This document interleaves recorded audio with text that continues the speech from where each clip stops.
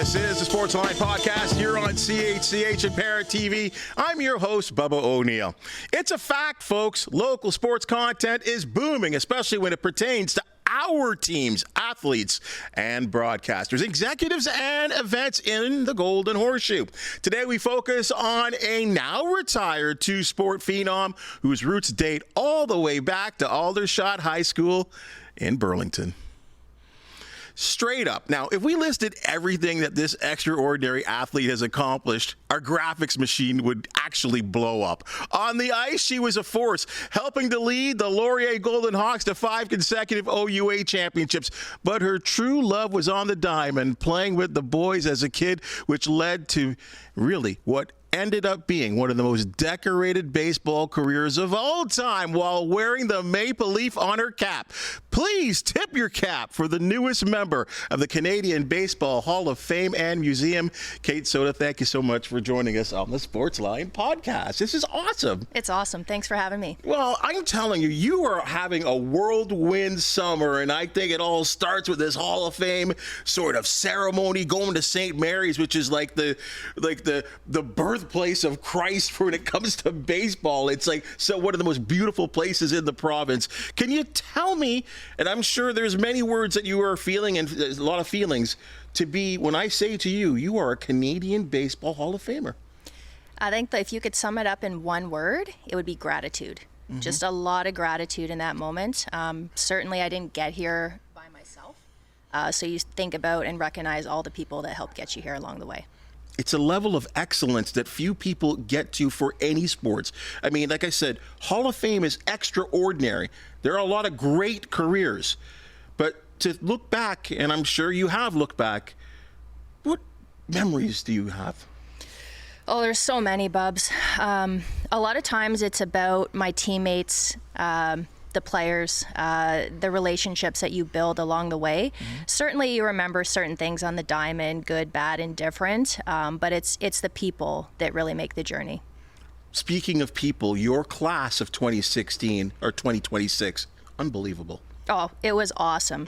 Mm-hmm. And I wasn't sure what to expect when I went, because there's some big names there, and it just felt like family when we were there. So it wasn't just like me and my family, Stubby, his family, Devo, his family, and the interactions that we had were just incredible, and it was such an honor to do that. And in their own ways, they're looking up at you as well, as a not only a great baseball player, but someone that stands out, and I will say this, stands out as a woman. Yes. So all of them, or most of them, have daughters that were there. So that was a really, really special experience for me. And Jim Baba, who was inducted, all his kids were there and his grandkids. And one of them reached out to me after and said one of the grandkids actually said, "I want to be like Kate when I grow up." So that was a moment that really got me. And I think that's something that I think a lot of people will be saying after seeing you and learning even more about you. Just tell me about, first of all, two aspects of the Canadian Baseball Hall of Fame. First of all, when you were first informed. Yeah, so I was actually at work doing my rounds in the morning. I work at Holland Park Garden Living in Dundas. So walking around, my phone rings, I look down, and it says Canadian Baseball Hall of Fame. So I thought, oh, maybe Scott needs something, like it's not completely abnormal. So 1 minute we're chatting about the weather, the winter that we had. The next minute he's like, you're getting inducted this year. And I didn't know what to say at first. But yeah, it was a real special moment, and I definitely did like a little lap around the store after, a couple little fist pumps and stuff. But all my coworkers, I had to keep it under wraps, so they were kind of like, "What's going on here?" So I had to tell a few of them, and they were really happy for me. So they've been there for part of the journey, and it was just a special moment. What was the emotions like? What was it? Tears? Was it what was it? It was happiness. It certainly wasn't tears. And then obviously my first call was to my parents, and then don't say anything. So it was great. Like definitely a really proud, happy moment for me. Okay, so now the whole thing has gone on. You've been holding on to it. It's leaking out a little bit. The Canadian Baseball Hall of Fame make the announcement. Did it change you once it came out and people, across, the country knew exactly, and your old teammates, once they knew the news? What was that like? Sure. My phone didn't stop for that entire day. It was just like bing, bing, bing, like the whole day. And then I'd gone to bed, and I forget, I spent a year in Australia. So I've got a bunch of people who are in a totally different time zone, and I didn't put it on silent. And all night I was like, oh my goodness, it's getting out of control right now. So, but just to have that amount of people reach out and say, hey, like, we're proud of you, great news and all this stuff, that was really, really cool.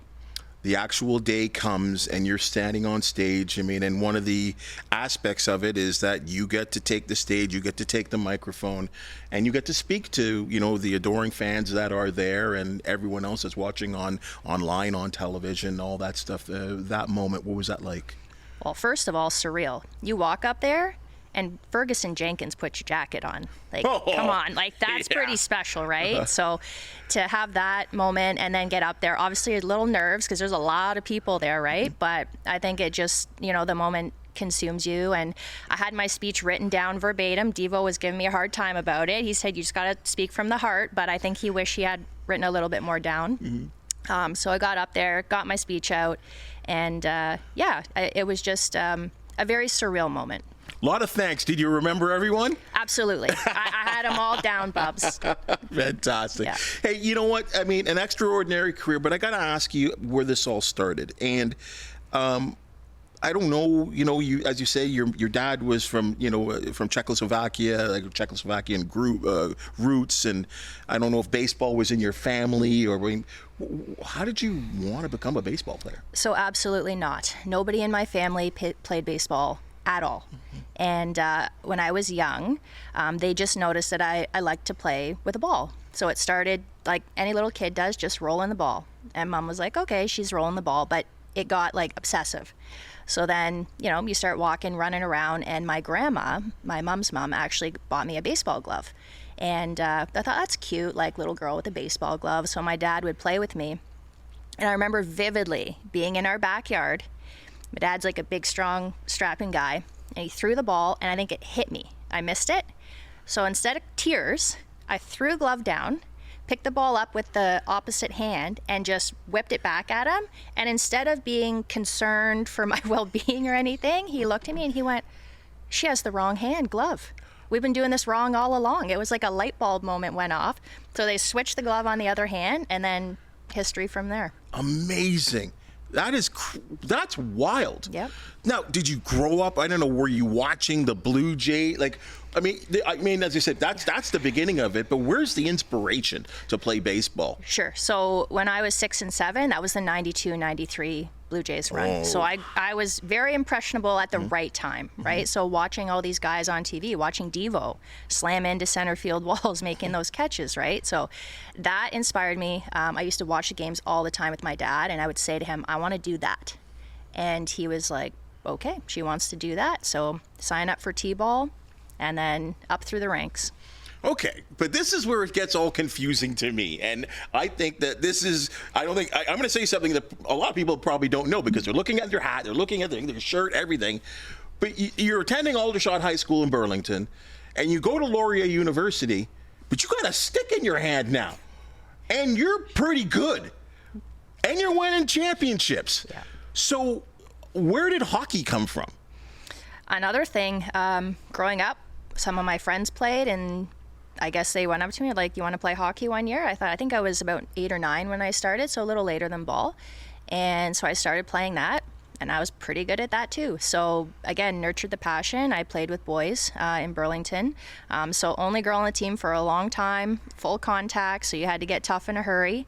And looking back, I think it was a really good thing for my career with the multi-sport, right? So baseball gets a rest. We're playing hockey, different muscle groups, training. I think it just makes you more well-rounded as an athlete. So yeah, it just, again, accelerated. So baseball is what we did in the summer. Hockey is what we did in the winter. And I think it's interesting. You just said you were playing with the boys. Is that for both sports? For both sports, yeah. Yep. good experience, bad experience, scary experience? I had a great experience, and it's not the same for all women and girls, but the group that I had was just so supportive, from the coaching staff to the guys that I played with. A lot of them I went to school with, so it wasn't just, we see them at the rink, but you'd see them in, first period, whatever, in the morning. And the parents were also very supportive, all the other parents, so I had a really great experience there. At some point in your life, choices must be made. Obviously, at this point, you're a high-level athlete playing two different sports, as you said. How did it turn to baseball? Was there a choice? Was there something that happened that said baseball is my route? I think perhaps I was always a little bit better at it, maybe a little bit more passionate about it. And then the summer I turned 16, there was more opportunity for women and girls, so we started seeing a provincial program develop, and an informal international travel team develop. So I think I was 15 the first time I set foot in the then Sky Dome, playing for a Canadian team in an international tournament. Bubs, I was hooked. Like, from that moment on, playing against United States, Japan, Australia. Back then, something just got in me, and I'm like, this is what I want to do. Like, competitive drive, the whole atmosphere of it, the connections. I just loved it from then. Is it really as big as it seems, or at least we hear from athletes that, yes, I'm competing, but I also have the maple leaf on my crest, on my chest, or my hat? Is it as big as it sounds like it is? That's the proudest moment that I've probably had to date, especially, and it gives me goosebumps every time, standing on the line with all your teammates shoulder to shoulder. You got the leaf here and here, and that anthem starts playing.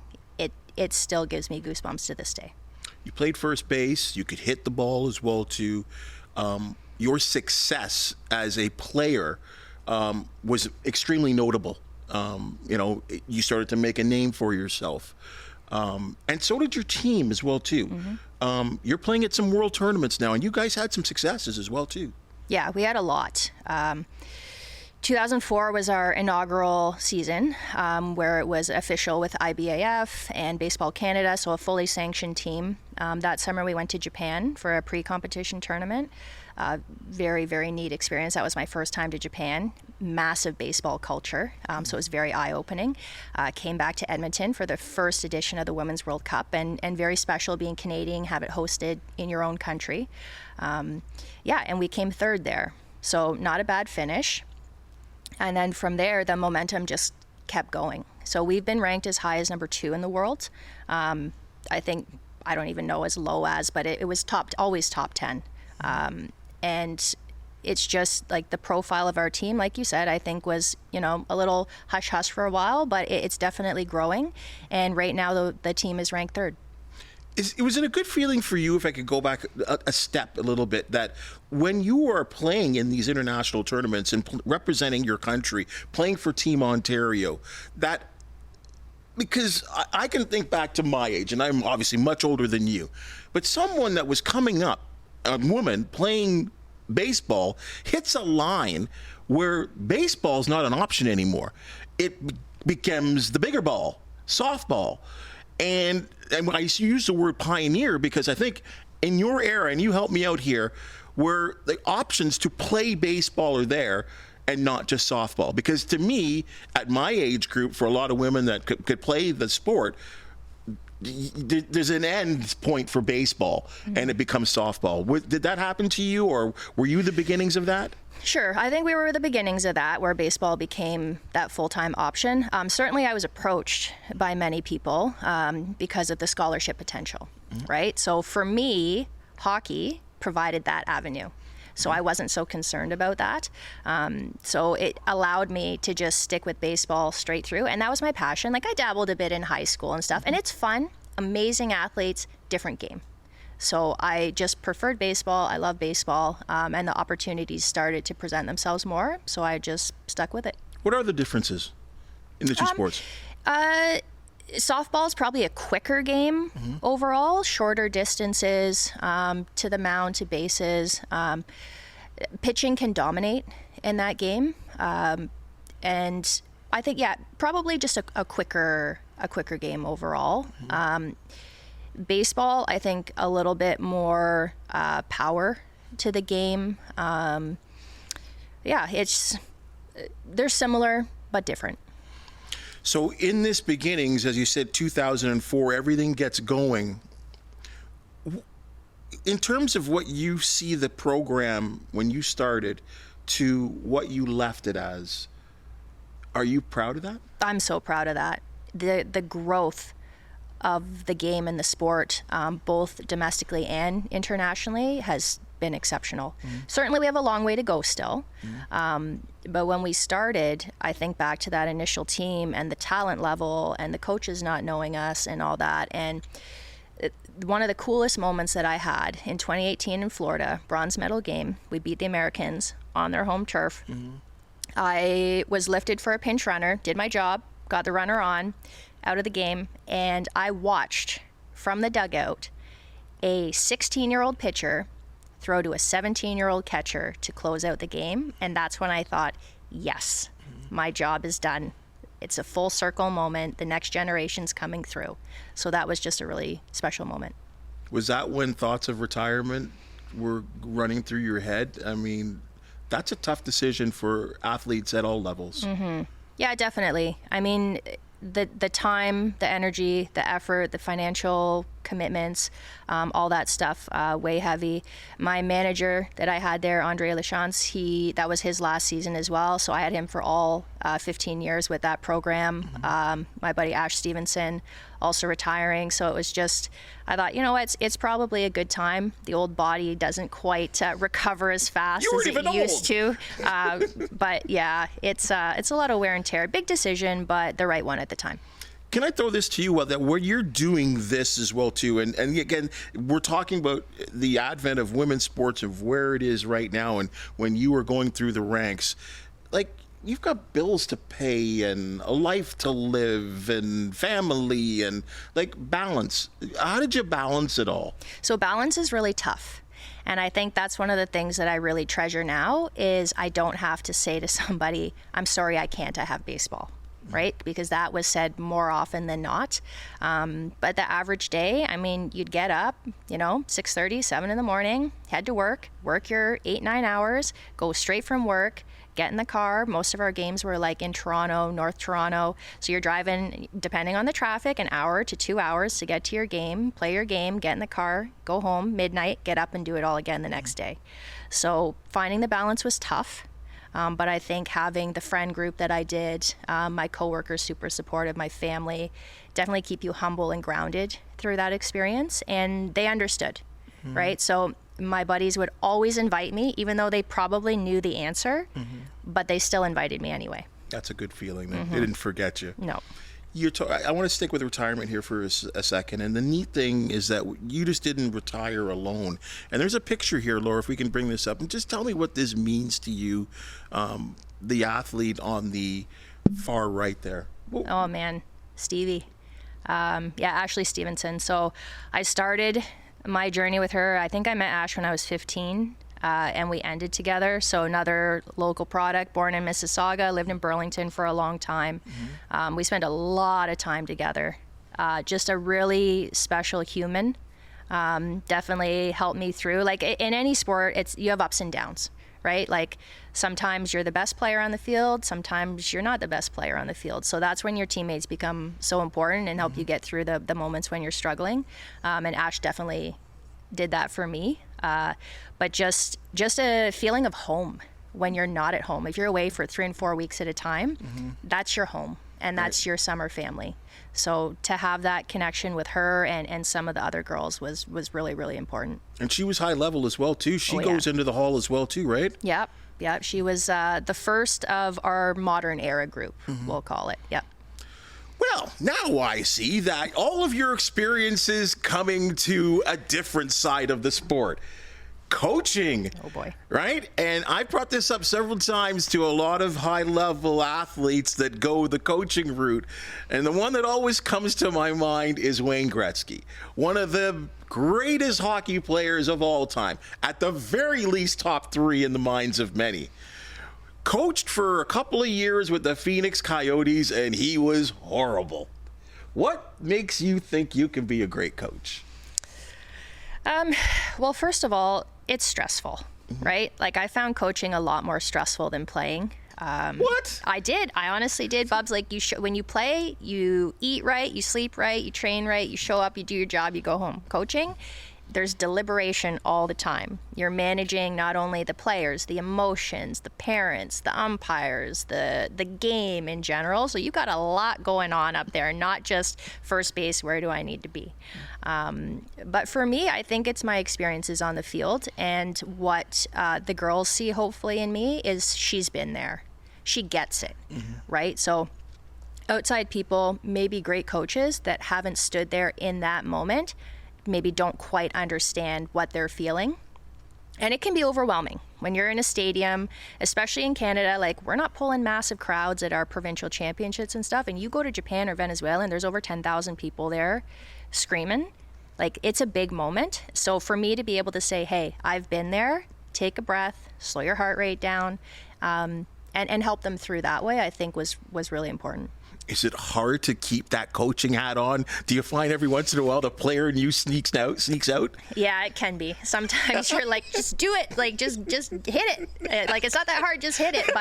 But no, they're great, and the next gen is great, and the respect that they give us because they know, right? So, yeah, it was a pretty cool experience doing that too. The greatest thing of all in what's going on in this time of life is that women's sports is just exploding. You know, we have a PWHL Hamilton hockey team coming. Well, that maybe you could have been on that team. Who knows, right? If you took a different path. The WNBA, the NSL, and now I'm hearing of a women's professional baseball league that's being played in the United States. 4 teams, I think Boston, LA, New York, I can't think of the other place, San Francisco, I think is the other team. We've also got a young girl from Burlington that just got drafted as well too. Or I think she's not young, but she got drafted to a team I think in LA as well too. Professional women's baseball. First of all, why don't we have a team in Canada in this league? That's the first question. And 2, is it a reality? Can there be a Canadian, at least team in that league playing professional baseball just like the rest of the other women? Sure. I mean, in the future, I don't see why not. It's fledgling right now. So reserved optimism, I think, is the term that I would use. And all of me wants this to be so successful. Like, these women deserve it. Their stories deserve to be told. There's some pretty incredible athletes, not only in our country, but globally. I think, just for an example, one of the Korean players is training to be a fighter pilot. So, like, these are the kind of women that are putting on a uniform and then going and getting in a jet and defending their country. Like, it's insane, right? Like, I played with a plastic surgeon. I played with people with PhDs. So to have that story be told and how they get there, and they are daughters, some mothers, sisters, right? And then they put this uniform on and they're fierce. So it's a really cool product to see, and I wish it all the success, and I look forward to following it. When you look at the youth that are playing ball, and of course the women, the girls that are up there, does it make you smile? Does it like you said, you're looking for hope. You want this sport to continue. You want all these athletes to experience the things that you experience. Do you see that happening? I do. I honestly do. I think just the climate we're in, the support, the momentum, now is the right time. So for them to be able to get that opportunity, hopefully they understand the gravity of the situation as well, and I think they do. And hopefully they get the recognition they deserve. 2 final things here. Burlington Sports Hall of Fame, Laurier Sports Hall of Fame, Canadian Baseball Hall of Fame. What does it all mean to you, if it means anything? It's hard to put a word on that one. I think it just is a nice culmination of a career. It's nice to be recognized, but for me, it's nice that the people that helped me get there also sort of share that recognition as well, right? So the awards are what they are, and the Hall of Fame is great. Like, it's eternal, right? Like, your picture's up there. I'm on the same wall as Jose Bautista, which is very cool.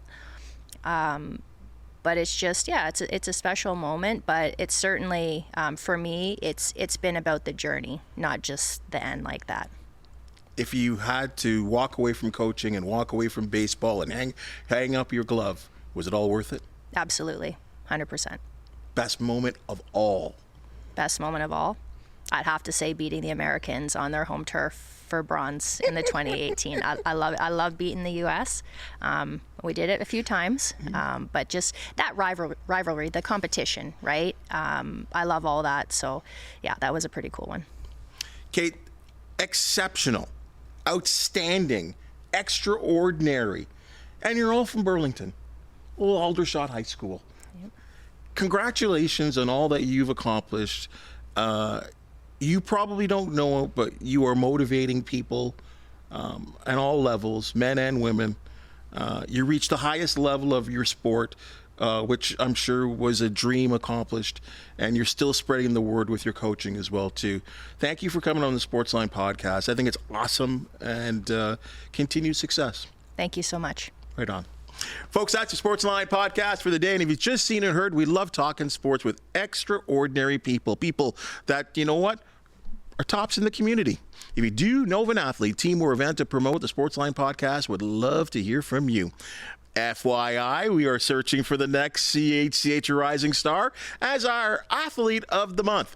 If they're 21 years or younger, from the Golden Horseshoe and showcase exceptional performance, grit, and character, please nominate them today. Upload videos, photos, and along with a description of their excellence to chch.com/rising star. Then tune in to CHCH News during the first Thursday of each month starting in August to see who is victorious.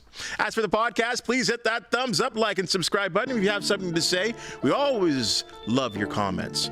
For the wonderful people that make the Sportsline Podcast possible, thank you so very much.